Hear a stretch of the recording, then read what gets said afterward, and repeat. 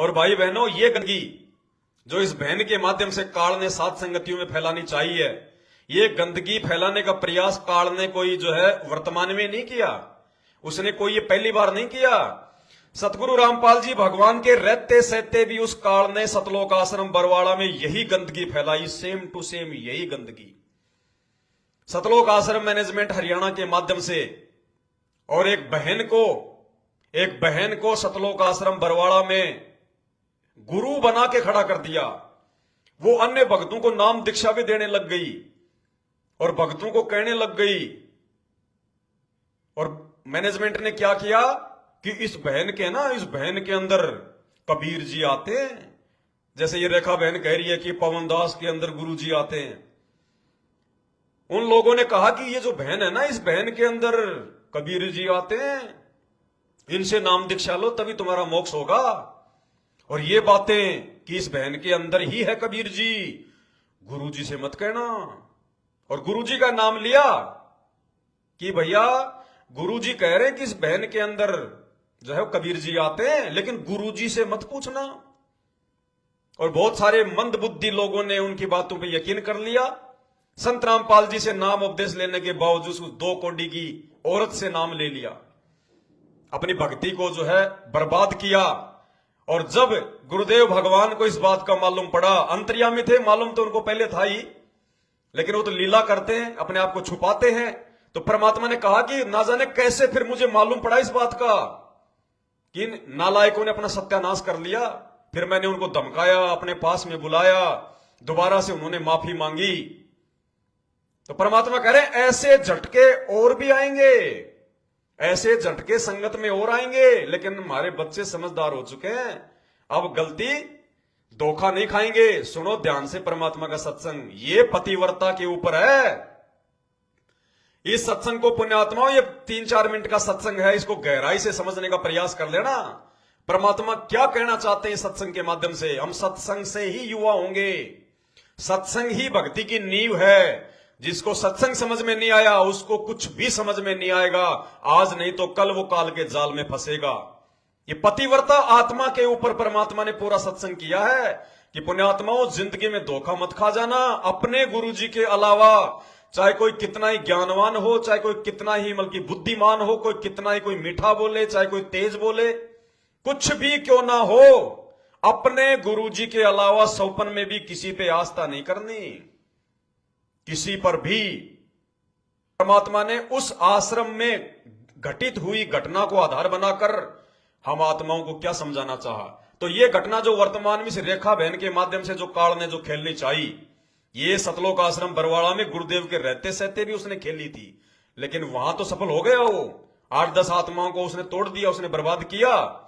लेकिन वर्तमान में चाहे रेखा बहन हो, चाहे कोई जी हो, चाहे वर्तमान में तो 2 टूक जवाब देंगे सत्सेवक भाई बहन कि भैया रहने दे तेरे थोते दिमाग को, ये तेरी पाखंड सोच है ना, इसको अपने पास में रख, चल निकल, ज्यादा रिश्तेदारी नहीं है।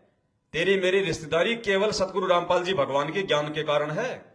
हम आपस में कोई जीजा साला नहीं है, कोई फूफा भतीजा नहीं है। गुरु जी के ज्ञान से हम आपस में संपर्क में आए, और तू गुरु जी के ज्ञान में नहीं चल रहा। गुरु को तजे भजे जो आना, तापसवा को फोकट गाना। अरे पशु, तेरा और मेरा क्या लेन देन, आउट, आज के बाद तू मेरा कुछ नहीं लगता। अब तो 2 टूक जवाब देंगे सत्सेवक भाई, 2 टूक जवाब। तो काल ने कैसे पाखंड फैलाया सतलोक आश्रम बरवाड़ा में, और कैसे सतगुरु रामपाल जी भगवान ने अपने मुखारविंद से हमें जगाया। सुनिए ध्यान से, अपने गुरु जी के प्रति इतना समर्पण होना चाहिए जैसे एक पतिव्रता औरत का केवल अपने पति के प्रति होता है। सुनिए, कहते हैं कबीर, गुरु मर्यादा ना भक्तिपन और नहीं पिया का अधिकार। कहने जब दूसरे पर आस्था होगी तो आप अपने मालिक से ऑटोमेटिक कट गए, परमात्मा से। परमात्मा कबीर जी कहते हैं कि गुरु गोविंद दोनों खड़े किसके लागू पाए, और बलिहारी गुरु आपना जिन गोविंद दिया मिलाए। मान लीजिए उस दुष्टा में, उस ढेडनी में बड़ी बात करते हैं, कबीर जी आते हैं, वैसे तो भूत आता उसमें कत्ती जैसे ये।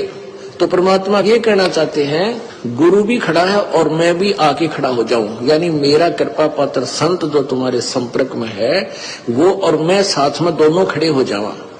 तो तुमने मुझे नहीं अपने गुरु जी को स्वीकार करना, प्रणाम करना है। तो मैं तुम्हें पसंद करूंगा, तब मैं तुझे चाहूंगा, तब मेरे अपने मानूंगा। नहीं तो तुम्हें कोई भी भ्रमित कर देगा मेरे रूप में आके। आपने गुरु जी के अतिरिक्त किसी क्या कह रहे परमात्मा? ध्यान से सुनो पुण्यात्माओं।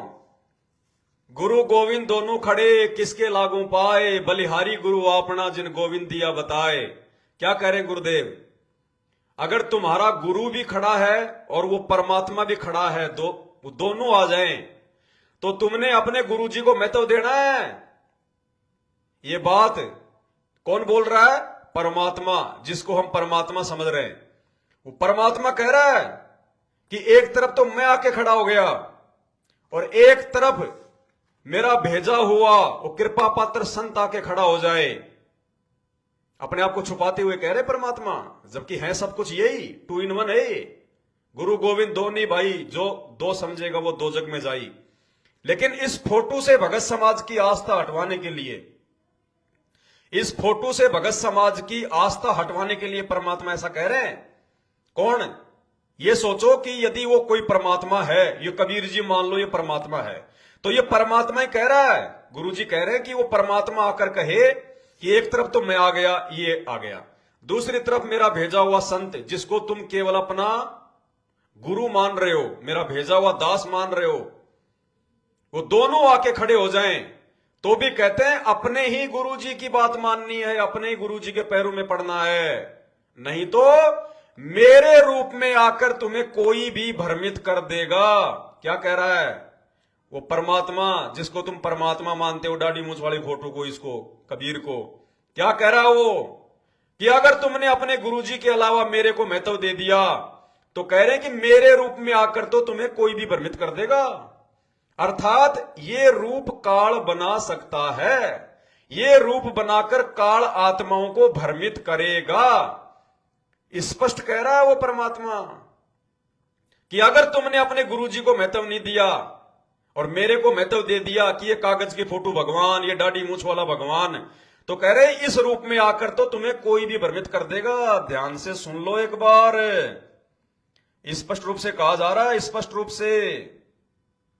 वो और मैं साथ में दोनों खड़े हो जावा, तो तुमने मुझे नहीं अपने गुरु जी को स्वीकार करना, प्रणाम करना है। तो मैं तुम्हें पसंद करूंगा, तब मैं तुझे चाहूंगा, तब मेरे अपने मानूंगा। नहीं तो तुम्हें कोई भी भ्रमित कर देगा मेरे रूप में आके। आपने गुरु जी के अतिरिक्त किसी को नहीं आदर देना, भगवान को भी नहीं देना, मतलब यहां तक कह दिया। जब उस क्या कह रहे हैं सुना को ध्यान से। बहुत सारे भाई बहन कह रहे थे कि पवन दास तो कबीर जी की फोटो को फाड़ रहा है, ये पवन दास कबीर जी की फोटो को फाड़ रहा है, ये तो आदर सत्कार भी नहीं दे रहा। भैया मैं तो गुरु जी के आदेश पे चलता हूं, मैं किसी भगत के कहने पे नहीं चलता, मैं किसी भगत का गुलाम नहीं हूं। मेरा बाप संत रामपाल जी है, जैसा वो कहते हैं मैं वैसा ही करता हूं। तो मैंने इस फोटो को क्यों पाड़ा? इसलिए पाड़ा क्योंकि मेरे गुरुजी कह रहे हैं कि इस फोटो को तो आदर भी नहीं देना, इस फोटो को तो आदर सत्कार भी नहीं देना, वरना काल जब तुम त्रिकुटी पे जाओगे तो ये रूप बना के तुम्हें ठगेगा। खुद सुन लो गुरुजी क्या कह रहे हैं कि गुरुजी के अलावा चाहे भगवान भी आ जावे, उसको आदर भी नहीं देना। ध्यान से सुनो। तब मैं तुझे चाहूंगा, तब मेरे अपने मानूंगा। नहीं तो तुम्हें कोई भी भ्रमित कर देगा मेरे रूप में आके। आपने गुरु जी के अतिरिक्त किसी को नहीं आदर देना, भगवान को भी नहीं देना, मतलब यहां तक कह दिया। जब उस मान लीजिए उस दुष्टा में कबीर जी आते तो भी मना करते हैं कि नहीं तो गुरु जी को भी मानो, और जो दुष्ट आत्मा उनके पास जाते हैं वो तो उनको भक्ति नाम का अंश नहीं, उनका भट्ठा बैठ गया। तो ऐसे हमने कहते हैं जैसे माता गर्भ को। अब बताओ भाई और बहनों, स्पष्ट कर दिया सतगुरु रामपाल जी परमेश्वर जी ने कि हमने अपने गुरु जी के अलावा इस फोटो को तो आदर भी नहीं देना, आदर भी। और मूर्ख प्राणी सतगुरु रामपाल जी से नाम और ज्ञान लेकर इस फोटो को दरबार में पूजा स्थल पर रखकर इसके आगे दीपक जला रहे हैं, इस फोटो को दंडवत करते हैं। ये तो आदर सत्कार में आ गया। क्या कह रहे हैं? मेरे रूप में आके तुम्हें काल ठग लेगा, ये खुद कह रहा है। और ये खुद ही कह रहा है कि अपने गुरुजी को बड़ा मानो, मेरे को बड़ा मत मानो। अन्यथा मेरे रूप में आके तुम्हें कोई भी भ्रमित कर देगा। इसका मतलब है इस फोटो के रूप में आके हमें काल भ्रमित कर सकता है। ये दाढ़ी मूछ वाला रूप बनाकर काल हमें भ्रमित कर सकता है। इसके लिए क्यों नहीं कहा कि मेरे भेजे हुए संत के रूप में आकर तुम्हें कोई भी भ्रमित कर सकता है, संत रामपाल जी के रूप में तुम्हें कोई भी भ्रमित कर सकता है? ये तो नहीं कहा, क्योंकि ये खुद खुदा है, ये खुद कबीर भगवान है। काल का कालजा फट जाए अगर इसका रूप बना ले तो कालजा इसके रूप में भ्रमित करेगा। इसलिए इस फोटो को अपने दरबार में रखना तो दूर, इसके आगे दंडवत करना तो दूर। और जिस भगत के घर में और दरबार में ये फोटो रहेगी उस भगत की बुद्धि कभी ऑन हो ही नहीं सकती। वो भगत कभी संत रामपाल जी के सत्संगों को, उनके मिशन को समझ ही नहीं पाएगा। हमेशा वो भगत काल के जाल में रहेगा। इस फोटो को तो आदर सत्कार तक देने के लिए गुरुजी ने मना कर दिया। एक बार फिर से सुन लो क्या कह रहे हैं परमात्मा। अगर बुद्धि खुल जाए तो भाई और बहनों, करूंगा तब मैं तुझे चाहूंगा, तब मेरे अपने मानू संपर्क में है वो और मैं साथ में दोनों। जैसे ये तो परमात्मा ये कहना चाहते हैं गुरु भी खड़ा है और मैं भी आके खड़ा हो जाऊं, यानी मेरा कृपा पात्र संत जो तुम्हारे संपर्क में है वो और मैं साथ में दोनों खड़े हो जावा। तो तुमने मुझे नहीं अपने गुरु जी को स्वीकार करना, प्रणाम करना है। तो मैं तुम्हें पसंद करूंगा, तब मैं तुझे चाहूंगा, तब मेरे अपने मानूंगा। नहीं तो तुम्हें कोई भी भ्रमित कर देगा मेरे रूप में आके। आपने गुरु जी के अतिरिक्त किसी को नहीं आदर देना, भगवान को भी नहीं देना। मतलब यहां तक कह दिया। जब उस मान लीजिए उस दुष्टा में कबीर जी आते तो भी मना करते हैं कि नहीं तो गुरु जी को भी मानो। और जो दुष्ट आत्मा उनके पास जाते हो तो उनको भक्ति नाम का अंश नहीं, उनका भट्ठा बैठ गया। तो ऐसे हमने कहते हैं जैसे माता गर्भ को रख यतन बना और ठेस लगे दक्षिण हो जाती, ऐसे भक्ति जा। जैसे किसी बहन को मुश्किल से गर्भ रहा हो कई वर्षों में, फिर वही जानती है कि किस प्रकार इस लाल को, इस बच्चे को परिपक्व करना है। सपने में भी डर लगता है कि कहीं करवट बदलते समय बालक पर दाब ना आ जाए, मेरा गर्भ खराब हो जाए। कितनी चिंतित रहती है, ऊंचे नीचे पर पैर ना टिक जाए, भगवान कहीं खान पीन में ऐसी गर्म वस्तु ना खा लूं जिससे मेरा बालक खराब हो जाए। तो इतना डर कर आपने इस भक्ति रूपी गर्भ को प्रफुल्लित करना है। जैसे माता गर्भ को रख यतन बना और ठेस लगे तो क्षण हुआ तेरी, ऐसे भक्ति जा। नारी कहावे पीव की, सुनना वागे ये वाणी ध्यान से। और कभी जिंदगी में कोई भगत भाई बहन ऐसी गलती ना कर देना एक 2 कोड़ी के जीव को, एक गधे को भगवान बताने की। इस पवन दास रूपी इस गधे को, संत रामपाल जी के चरणों की धूल को और संत रामपाल जी के बराबर रखने की भूल कर रहे हो। मूर्खों, पता नहीं कौन से नरक में जाके गिरोगे, कौन से नरक में। ये वाणी ध्यान से सुनना। पतिव्रता के लिए कह रहे परमात्मा, इतनी सतर्कता, इतनी सावधानी चाहिए भक्ति मार्ग पर। क्या कह रहे परमात्मा? नारी कहावे पीव की, नारी कहावे पीव की। पीव यानी परमात्मा, नारी मानी आत्मा। तू भगत तो कहलाता है संत रामपाल जी का, आत्मा तो कहलाती है इस परमात्मा की। नारी कहावे पीव की, रहे और संग सोए। और इसको अपना पति मान रही है या किसी भगत को अपना भगवान मान रहे हो? इस कागज के फोटो को अपना भगवान मान रहे हो? नारी कहावे पीव की और रहे और संग सोए, इसको तुमने दरबार में रखा है। इसकी तुम पूजा करते हो, इसके आगे दीपक जलाते हो, इसके आगे दंडवत करते हो, इसका लॉकेट पहनते हो।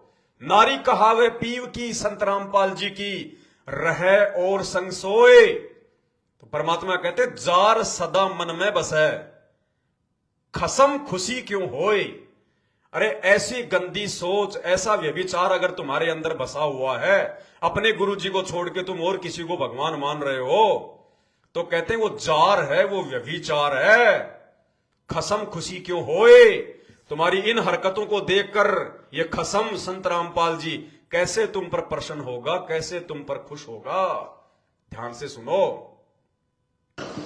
नारी कहावे पीव की, रहे और संग सोए।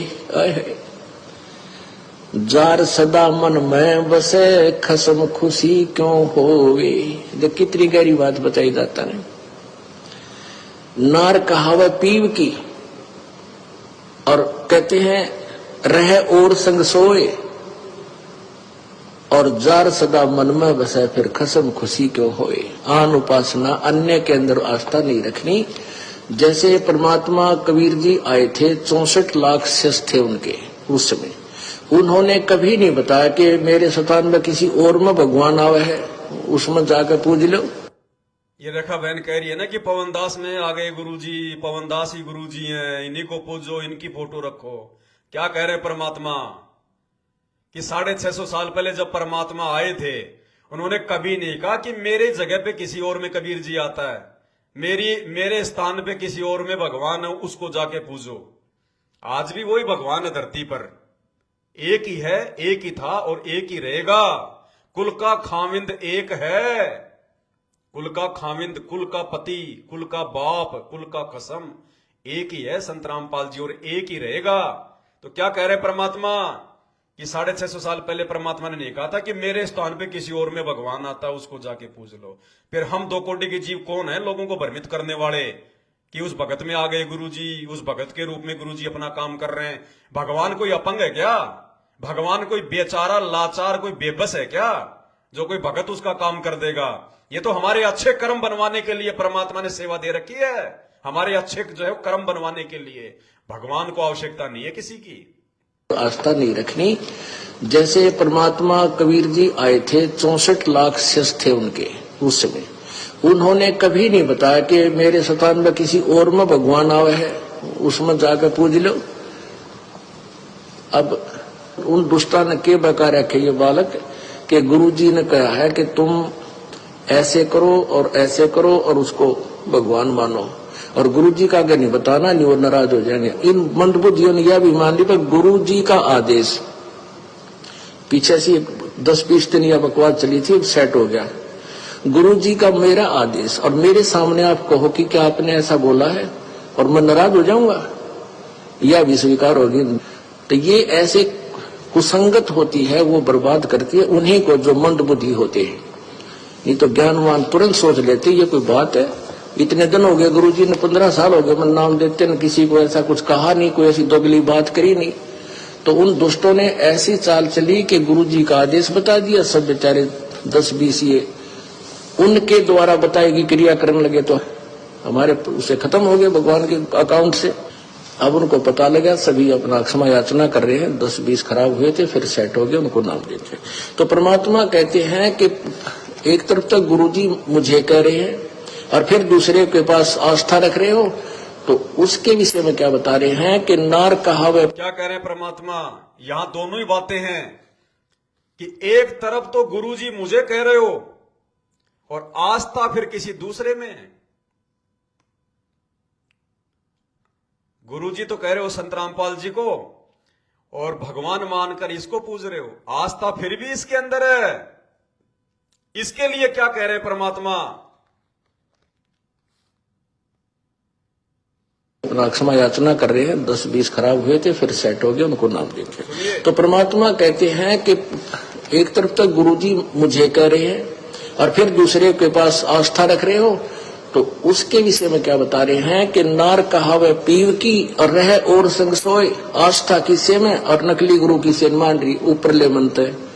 और कहते हैं जार सदा मन में बसे। आस्था तुम्हारी दूसरे में हो गई है तो फिर खसम खुशी क्यों होए। वो परम पिता परमात्मा धनी हमारा क्यों कर राजी होगा। कहते हैं सेज बिछावे सुंदरी अंतर पर्दा होए, और तन सौंपे मन दे नहीं कदे न सुहागन होए। अब सेज बिछावे सुंदरी आत्मा के लिए कह रहे हैं, सेज बिछावे सुंदरी और अंतर पर्दा होए। मन में दोष है, गुरुजी को कह रहे हैं हमारे भगवान है, हमारे परमात्मा हैं, ये अवतार हैं, ये खुद ही हैं।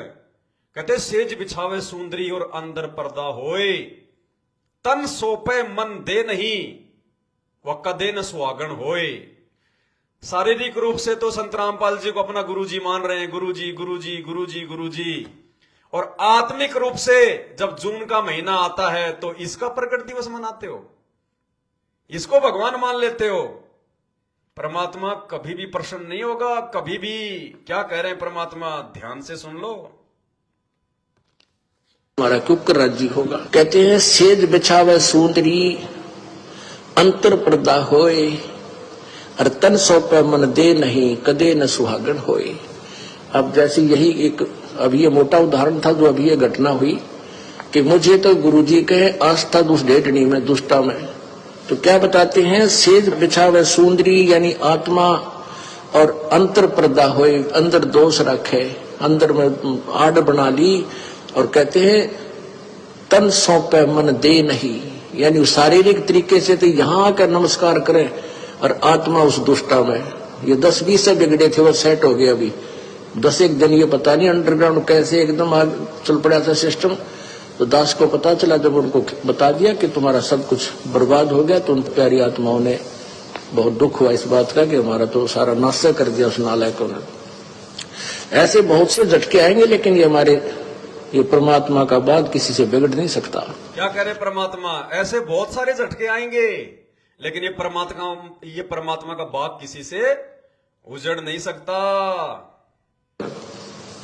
ऐसे बहुत से झटके आएंगे, लेकिन ये परमात्मा का बात किसी से बिगड़ नहीं सकता। ये तो पूरे ब्रह्मांड में छावेगा। ये बड़े बड़े ये टीरी खा ये ढाने हमने, ये बड़े बड़े पंथ पंडे, ये नए कुतरू आकर थोड़ी हमारी संगत को खराब कर सकते हैं। तो भाई और बहनों, ये सात संगत वालों के लिए भी परमात्मा का सत्संग है कि अगर कोई भगत इस प्रकार की घटिया हरकत करे, किसी अन्य को आपके गुरुजी के अलावा भगवान बताए, आपकी आस्था को तोड़ने का प्रयास करे, तो आप लोगों ने विशेष सावधान रहना है। और पूरी संगत के लिए भी परमात्मा का यह संदेश है कि आस्था केवल अपने गुरुजी में रखनी है। अगर अपने गुरुजी के अलावा अगर तुमने किसी और में भगवान देखा, किसी अन्य को पूजा, तो भी तुम्हारा काम बिगड़ जाएगा। तुम पतिव्रता आत्मा नहीं हो, तुम्हारा परमात्मा तुमसे प्रसन्न नहीं होगा। दोनों ही प्रकार से हमने इन उदाहरणों को लेना है और हमने सोचना है, समझना है।